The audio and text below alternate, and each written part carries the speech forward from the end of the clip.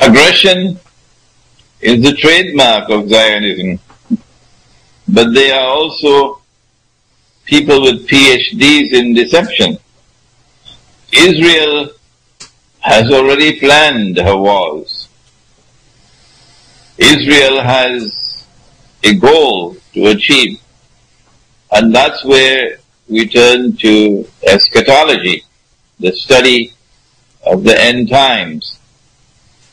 We believe that history is not endless. History is not meandering. History is moving towards an end. That's the religious view. And there is a common belief, both the Jews and the Christians and also the Muslims, all three believe that history is moving towards an end, a culmination, which takes place in the Holy Land. In the Christian view, it is the return of the Son of Mary, the true Messiah, Jesus. In the Jewish view, it is the return, or not the return rather, the advent of the true Messiah, because they rejected Jesus. And so they are waiting for a Messiah who is to come, divinely promised, who would rule the world from Jerusalem. And when Jesus returns, he also will rule the world from Jerusalem, according to the Christian view. And the Muslim view is exactly the same, that when Jesus returns, he's going to rule the world from Jerusalem.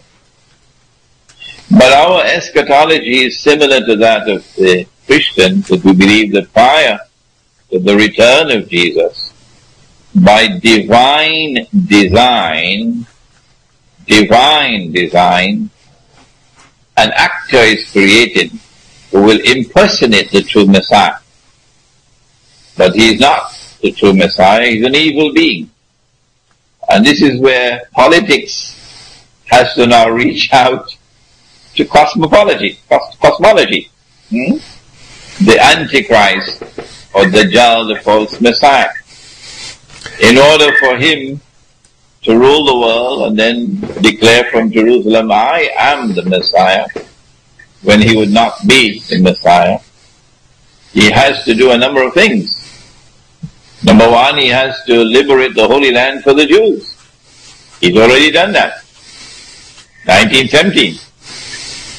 Number two, he's got to bring the Jews back to the Holy Land to reclaim it as their own.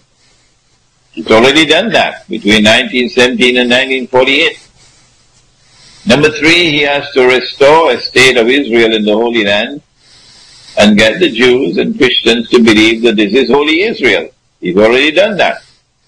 Israel was created in 48. Number four, he's got to get that state of Israel to become the ruling state in the world. Israel is already ruling the world from behind the curtain. Every American politician knows that. You don't step on Israel's toes at all if you want to survive in politics. Israel controls the U.S. Congress. Ariel Sharon said that, nobody disputed it with him. In order for Israel to become the ruling state in the world, it has to replace the United States. 15 years ago, Jim, as a result of my study of Islamic eschatology, I'm not a prophet, I don't have any angel talking to me or any invisible beings talking to me, it's plain analysis.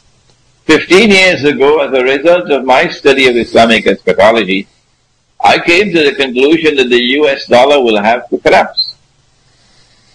Must collapse. And when the US dollar collapses, it's going to bring down the whole American economy. And going to bring down the whole world of paper currencies. And 15 years ago, I came to the conclusion that electronic money will take over from paper money.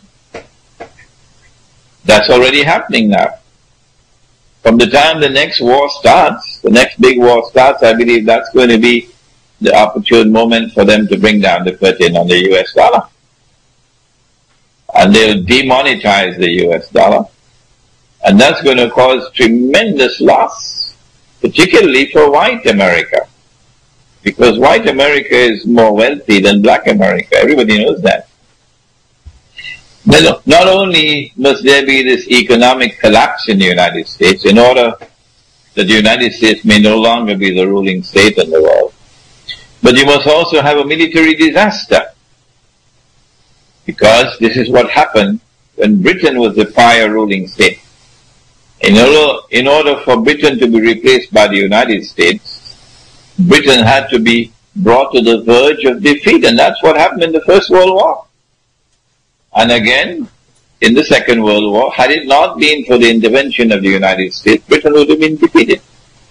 Similarly, we are looking towards tomorrow when the United States is going to be placed into a military situation which will be facing defeat. And if Israel does not intervene, the United States will be gone militarily. So history will repeat itself. I don't know what that is going to be. I don't know. It could possibly be that an attack on Iran takes place, and Iran is then provoked to take over Bahrain, which is largely Shia, and Iranian forces are moving towards Saudi Arabia. And the United States is forced to intervene in the desert there. And because the United States is already so military stretched out, they're going to be facing a difficult situation in the desert. And unless Israel intervenes, the United States might face defeat in the desert. This is one possible scenario. I don't know whether this will take place. But the United States will have to give way to Israel.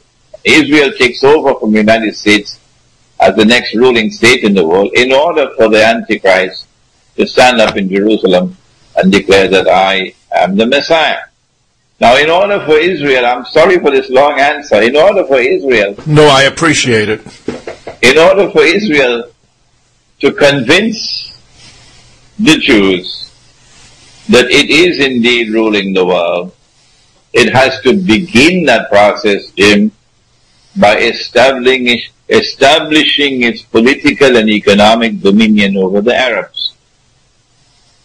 And so what we are seeing now is the preparatory phase for the slaughter of the Arabs. As the rising tide of Islam emerges with elections taking place all around and Islamic parties winning, and they are congratulating themselves that we are coming out of bondage and we are now free once again, they're actually being prepared for the slaughter. That's a truly fascinating analysis, Imran, and it seems to me there are many very plausible aspects to everything you are saying. I am rather struck that from the point of view of eschatology, that the ultimate end from the perspective of all three religions is a form of benevolent dictatorship. It's ironic that so much that has been done in the Middle East and elsewhere, especially by the United States in its acts of aggression around the world, has been done in the name of democracy and freedom.